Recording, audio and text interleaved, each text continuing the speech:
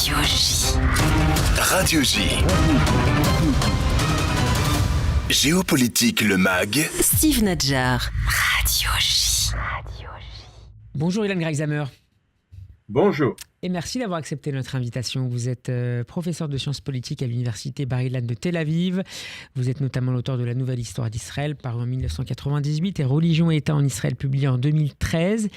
Ilan Greizhammer, nous sommes 1000 jours après les attaques terroristes du 7 octobre 2023. Qu'est-ce qui a changé en Israël pendant ces 1000 jours ?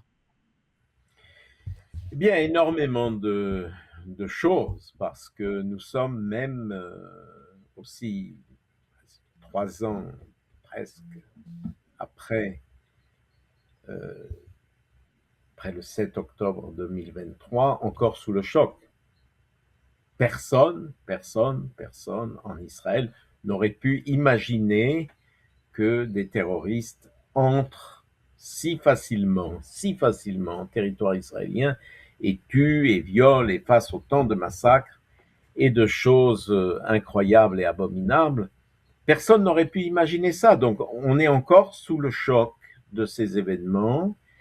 Et surtout, beaucoup d'Israéliens, je pense la majorité des Israéliens, ne comprennent pas pourquoi il y a ce refus du gouvernement israélien d'établir une commission d'enquête qui établirait les responsabilités de cet événement qui est terrible de notre point de vue.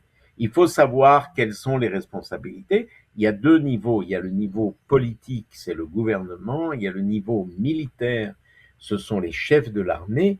Qui a fait quoi et qui est responsable? Et évidemment, celui ou ceux qui sont responsables doivent s'en aller. Ce n'est pas possible de rester dans cette situation où il reste d'ailleurs à l'armée certains généraux qui ont participé à cette faillite et où le gouvernement est toujours là, en place, en disant « c'est pas très grave, on continue ». Ilan, quelles sont les chances qu'une commission d'enquête d'État soit formée dans les 18 prochains mois ? Est-ce que ça dépendra forcément de l'élection, des résultats de l'élection d'octobre ? Forcément, parce que le gouvernement actuel, qui reste donc en fonction jusqu'aux élections d'octobre, ne veut à aucun prix d'une telle commission. On comprend très bien pourquoi il ne veut pas parce que cette commission dirait que aussi bien l'establishment politique que l'establishment militaire sont collectivement coupables de ce qui s'est passé. Donc, la question, c'est quel sera le résultat des élections d'octobre, puisque tous les chefs de l'opposition, qu'il s'agisse de Bennett, Eisenkot, Golan, Lieberman, etc., se sont engagés au fait que la première mesure, pas la deuxième, la première mesure qu'ils prendront, c'est l'établissement d'une commission d'enquête nationale. C'est de ça qu'il s'agit. Donc, avant les élections, rien. Après les élections, ça dépend du résultat. Et est-ce qu'on en parle beaucoup ces derniers jours et peut-être encore plus depuis ce matin, avec ces hommages aux victimes, c'est la question de l'établissement nécessaire d'une commission d'enquête. Est-ce que c'est un thème qui revient à nouveau dans le débat ? Il n'a jamais été oublié, évidemment, mais... Bien sûr, mais les positions sont, au moins là-dessus, extrêmement claires. La coalition gouvernementale en Israël ne veut à aucun prix d'une commission, et donc cette commission ne sera pas établie avant octobre. L'opposition veut cette commission, et donc tout dépend, encore une fois, mais comme dans beaucoup d'aspects de la vie des Israéliens, tout dépend du résultat des élections d'octobre. Ilan Greizhammer, on a posé la même question à Benyamin Netanyahou avant-hier, mardi, lors d'une interview télévisée sur la chaîne 14. Comment précisément avez-vous changé, Benyamin Netanyahou, depuis le 7 octobre ? Il a d'abord répondu par d'abord j'ai maigri, avant de développer plus sérieusement sur la situation sécuritaire. Cette petite phrase a fait réagir certains, je pense notamment à l'éditorialiste du Yediot Aharonot, Nadav Eyal, qui l'a trouvée scandaleuse. C'est votre cas aussi ? Bon, d'abord, ce n'est pas que les gens qui s'opposent à Netanyahou qui ont trouvé cette phrase hors de propos, c'est quand même quelque chose de très moche, disons, pour parler français, lorsqu'on vous parle des massacres de 1200 Israéliens et de cette faillite totale qu'a été le 7 octobre. Bon, avec modestie, on doit répondre. Nous réfléchissons à ces événements. Depuis le 7 octobre, nous sommes en train de penser à ce qu'il faut changer, ce qu'il faut faire, mais répondre, finalement, j'ai perdu quelques kilos depuis lors, c'est, je ne sais pas si c'est scandaleux, non, je pense que c'est de très mauvais goût et que c'est quelque chose qui est impensable que quelqu'un d'aussi intelligent que Netanyahou ait dit, parce qu'il est intelligent. Mais cette interview à laquelle vous faites allusion, c'est une interview très rare de Netanyahou, puisque Netanyahou a décidé de ne pas être interviewé sur les principales chaînes israéliennes, mais seulement sur la chaîne qui est à son service et qui représente sa base politique, qui doit rassembler et dont il doit être sûr pour octobre qu'elle ne le laisse pas tomber. Donc, je pense qu'au niveau de sa base au sein de la population israélienne, ses propos n'ont pas énormément choqué. C'est le reste de la population qui... Ça a fait rire d'ailleurs les animateurs de l'émission, hein, qui ont réagi également. Oui, mais alors, vous qui connaissez la scène médiatique israélienne, vous savez très bien qui est quoi. La chaîne 14 n'est pas vraiment une chaîne, disons, de droite ou une chaîne Likoud. C'est une chaîne qui est au service de Binyamin Netanyahou et donc qui passe son temps à l'encenser comme si on était dans la Hongrie de Orban ou comme si on était en Russie soviétique à l'époque de Staline. Il est merveilleux, tout ce qu'il fait est merveilleux. C'est donc la chaîne qu'il a choisie pour être interviewé. On parle beaucoup de Bibi Steam à leurs propos. Est-ce que la chaîne 14 joue un peu le même rôle que celui joué dans le passé par le quotidien gratuit Israël Hayom? Alors là, il y a une différence quand même importante parce que le quotidien gratuit Israël Hayom appartient à la famille Edelson des États-Unis. Or, alors que la famille Edelson soutenait Netanyahou personnellement, il y a eu une brouille, une bisbille entre eux, ce qui fait que Israël Hayom est beaucoup plus diversifié. Bon, disons, je pensais à Israël Hayom du départ, avec Sheldon Adelson, avant sa mort. Oui, à ce point. Mais non, je crois que moi qui lis quelquefois Israël Hayom, et même depuis le début... Qui est un très bon journal aujourd'hui. Bon, ça, je vous laisse cette appréciation. C'est un journal, en tout cas, qui est diversifié aujourd'hui et qui laisse écrire des gens qui ne sont pas forcément de droite et des gens du centre, même de gauche. Yossi Beilin qui écrit dans le journal. Non, la 14 est entièrement à la dévotion de Netanyahou et même quelquefois, bon, on peut être bibiste si on veut, mais quelquefois dans le style vraiment de la lèche, vous êtes merveilleux, vous avez fait des choses tellement extraordinaires. Non. Au bout d'un moment, ça commence à lasser. Ilan Greisamer, nous sommes donc 1000 jours après le 7 octobre et le ministère israélien de la Défense a indiqué cette semaine que le Hamas était en train de préparer la prochaine guerre avec Israël en recrutant des hommes pour ses forces spéciales, en produisant à nouveau des armements. Comment une telle situation a-t-elle été rendue possible après 2 ans de guerre et un contrôle important du territoire gazaoui par l'armée israélienne? Encore aujourd'hui, on y reviendra dans le détail dans quelques instants. Eh bien, ce que vous dites est très juste. C'est d'autant plus choquant que le gouvernement israélien était parti sur le thème très clair de la victoire totale. Notre victoire sera totale. En ivrite, Nitzachon Muchlat, voilà, pour ceux qui parlent hébreu. Et Nitzachon Muchlat avec, évidemment, l'élimination du Hamas, au moins comme force militaire.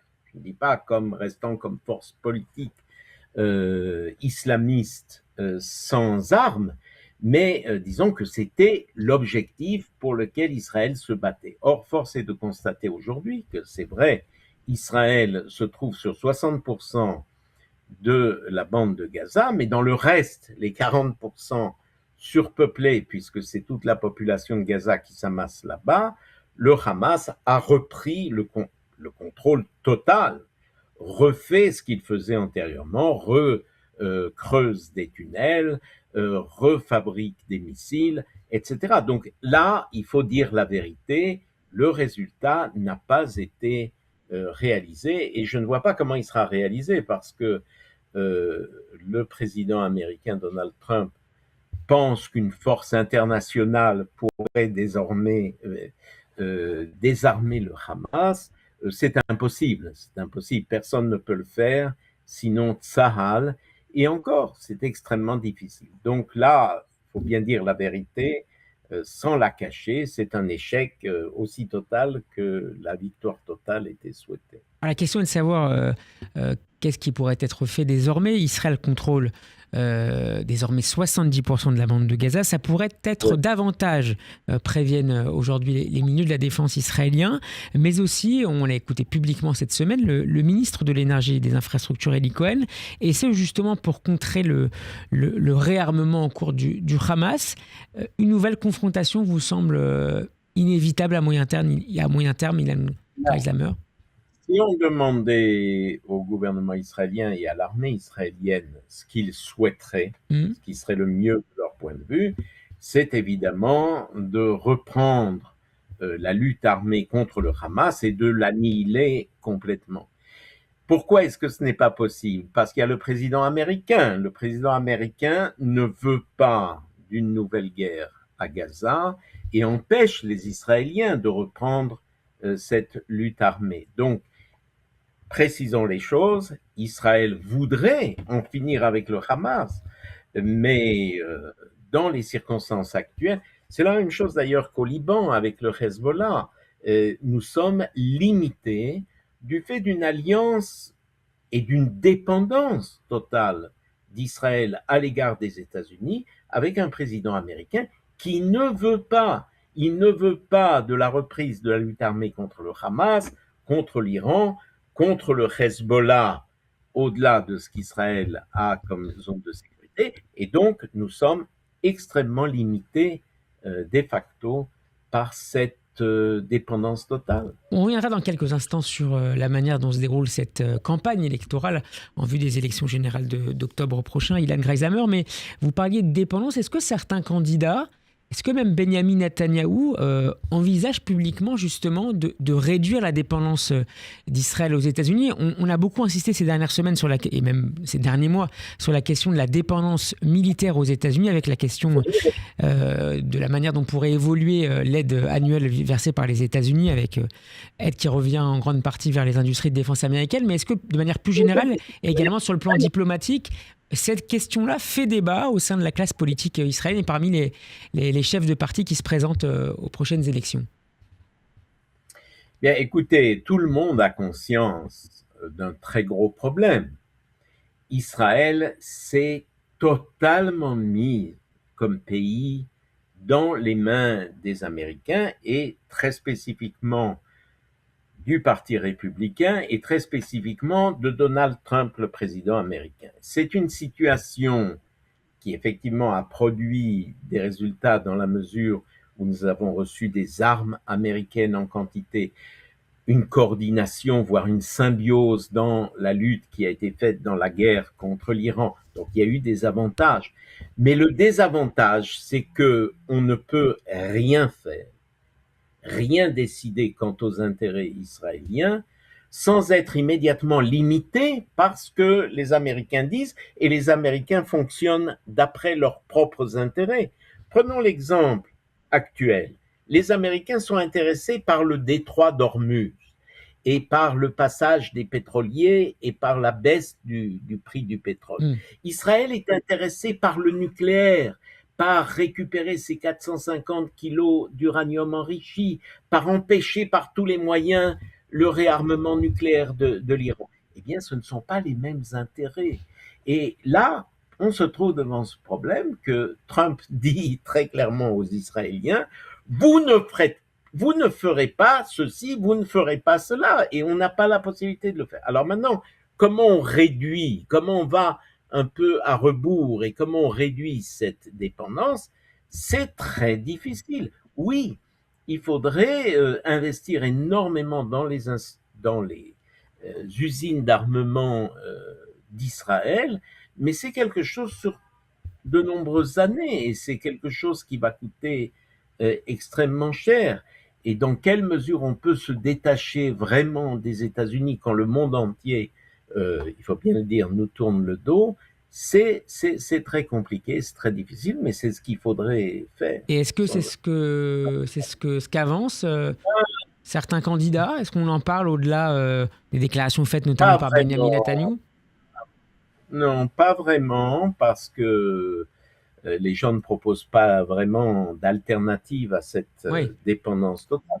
Non, je vais vous montrer une erreur par exemple. Pendant longtemps, Israël a essayé vis-à-vis des États-Unis d'être bipartisan, c'est-à-dire d'être bien avec les républicains et bien avec les démocrates. Bon, depuis Netanyahou, nous sommes entièrement dans le camp républicain et entièrement dans le camp de Trump. Évidemment, les démocrates voient la position d'Israël. Le Parti démocrate s'éloigne de plus en plus d'Israël. Ça a été le parti des Juifs américains. Ça ne l'est plus. Mais est-ce que le gouvernement Netanyahou est le seul responsable? Est-ce que ce n'est pas lié également, Ilan Grayzhammer, à des évolutions structurelles au sein de la société américaine qui est de plus en plus polarisée et avec un parti démocrate qui tend de plus en plus vers la gauche, vers sa gauche? C'est vrai, mais regardez quand même Netanyahou, le premier ministre israélien, venant à Washington et parlant devant le Congrès, au fond, contre Obama, contre le président des États-Unis en exercice. Contre l'accord qui était à l'époque négocié, c'était le JCPOA en 2015. Oui, mais ça représenterait, imaginons pour les... c'était une scène inouïe, on s'en souvient. Imaginons pour les auditeurs que le Premier ministre israélien vienne à l'Assemblée nationale et parle contre Macron et disent à l'Assemblée nationale, avec le Sénat, parce que tout le monde ensemble, tout le Parlement, vous avez un président qui fait des conneries et nous sommes contre. Vous imaginez ça? Ça serait bien? Qu'est-ce qu'on en penserait en France? Or, c'était se jeter en quelque sorte dans les bras du Parti républicain, dans les bras du chef du Parti républicain, et aujourd'hui, je dirais qu'Israël ne peut rien faire. Donc vous dites, qu'est-ce que les gens de l'opposition disent? Pas grand-chose là-dessus, parce que c'est très difficile. C'est une situation qui est très difficile, qui n'est pas vraiment réversible, et bon, moi je crains beaucoup, après Trump, le fait que nous risquions d'avoir ou un républicain genre J.D. Vance, isolationniste, qui n'est pas pro-israélien, oui, et puis qui n'aime pas tellement Israël, dire, ou les démocrates tels qu'on les voit aujourd'hui évoluer vers des positions anti-israéliennes. Et vous le percevez autour de vous, parmi vos étudiants, parmi les intellectuels, les gens, est-ce que vous croisez cette question de l'après-Trump aux États-Unis, ses conséquences pour Israël? C'est une question qui est en train de monter un petit peu en Israël, qui est suivie en tout cas avec attention. Oui, parce que une des choses dont les Israéliens ont tout à fait conscience, c'est qu'aujourd'hui, qu'on le veuille ou non, et c'est important que vos auditeurs le sachent, Israël est totalement et radicalement isolé sur la scène internationale. Je viens de lire que le grand journal de recherche en médecine de Lancet, par exemple, appelle à ne plus faire aucune collaboration avec les médecins et les chercheurs de haut niveau israéliens. Il faut couper les ponts. Alors, Israël est totalement isolé. Je sais que mes étudiants qui cherchent des stages à l'étranger ne l'obtiennent pas. Mes collègues qui envoient des articles à des revues scientifiques les articles sont immédiatement renvoyés, des invitations à des colloques sont supprimées. Israël est très isolé. Alors, il reste les États-Unis. Mais... Alors que, Ilan, pardon, mais précisons que votre université se trouve à Tel Aviv. Hein, vous n'êtes pas en Judée-Samarie. Oui. Et malgré tout. Non, pas du tout. Et malgré tout. Non, mais aujourd'hui, mais Steve, aujourd'hui, je peux vous dire, mes collègues, par exemple, qui il y a longtemps ont été invités à donner ce qu'on appelle un keynote address, la première conférence importante à des colloques, et qui ont reçu une lettre, dans les circonstances actuelles, nous ne pouvons vous inviter. Et ça, c'est tous les jours. Et Israël est extrêmement isolé aujourd'hui. Je prie pour que l'Union européenne ne suspende pas l'accord que nous avons avec l'Union européenne, l'accord de libre-échange, parce que ça serait vraiment catastrophique pour la poche des Israéliens. Et c'est quelque chose aussi qui à votre avis, on a vu notamment la semaine dernière 3 députés de gauche, notamment le premier secrétaire du Parti socialiste, et je sais que vous suivez ce qui se passe au sein de la gauche européenne et française, oui. Demander justement que soient suspendues les relations avec tout un tas d'un écosystème finalement israélien en Judée-Samarie, compte tenu de la proximité d'élections cette fois-ci en France, dans 10 mois maintenant, cette question-là du rapport d'Israël et de l'Union européenne va se poser en France comme dans d'autres grandes capitales européennes? Certainement. Vous savez qu'il y a quand même un veto quant à un embargo quant aux produits des implantations israéliennes en Judée-Samarie. Et il y a des gens de plus en plus dans l'Union européenne qui disent « Mais pourquoi juste les implantations en Judée-Samarie alors que c'est le gouvernement israélien qui les subventionne, qui les crée, Et donc, on va vers des temps difficiles. Mais je vais vous poser une question, Steve. Puisque vous me posez des questions, moi, je vais vous poser une question. Nous sommes juifs. Nous sommes sionistes. Nous aimons Israël et nous voulons un Israël fort. Imaginons que nous soyons un non-juif, un jeune étudiant non-juif qui voit les désastres et les destructions à Gaza, qui entend parler du fait qu'Israël a fait partir tous les villageois du sud Liban qui sont sous détente au nord du Liban. Qu'est-ce que nous dirions? Nous dirions que ça ne va pas, nous dirions que nous ne sommes pas contents, qu'il faut dire à Israël ne faites pas ceci ou cela. C'est-à-dire que nous avons tendance à raisonner comme sionistes, comme juifs, mais qu'est-ce que dirait quelqu'un qui n'a pas le même attachement que nous à l'État d'Israël? Donc vous vous inquiétez aussi de l'évolution, de la dégradation de l'image d'Israël à l'étranger, notamment dans les milieux intellectuels, les milieux universitaires ou plus largement au sein des sociétés. Est-ce que Radio J n'est pas inquiet de ça? Si, je pense qu'on est tous inquiets à Radio J et ailleurs de voir la manière dont l'image d'Israël se dégrade. Oui. On est tous, surtout à une telle vitesse. C'est-à-dire qu'il n'y a pas encore si longtemps, en fait, avant le 7 octobre, Israël pouvait être critiqué, bien sûr, mais aujourd'hui, c'est vraiment...